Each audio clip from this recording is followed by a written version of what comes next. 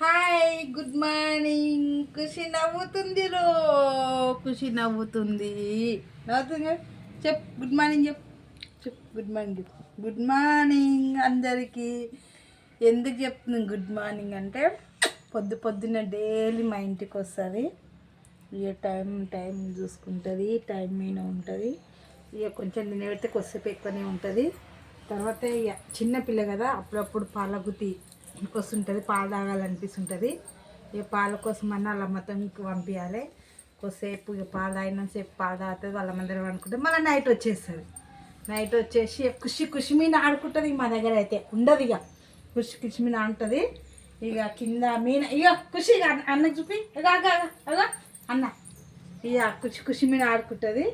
ఇక ఖుషి అయితే ఇప్పటి నుంచి మన ఇంటికి రాదు. పొద్దునే కదా ఖుషి అయితే మన ఇంటికి రాదు. ఎందుకు రాదు అంటారు కదా, ఎందుకు రావు ఖుషి? అయితే ఖుషి వాళ్ళ ఊరికి వెళ్ళిపోతుంది అన్నమాట. వాళ్ళ ఊరికి వెళ్ళిపోతుంది. వస్తుందా రారో తెలియదు. ఇంకైతే ఏంటంటే ఖుషి బాయ్ చెప్పేసి అందరికీ ఆడ అన్నకు బాయ్ అట్లా చెప్పేస్తుంటుంది. ఇట్లా చెప్పేస్తుంటుంది. ఇంక వస్తుందా రాదో తెలియదు. వస్తామంటారు కానీ నమ్మకం లేదు.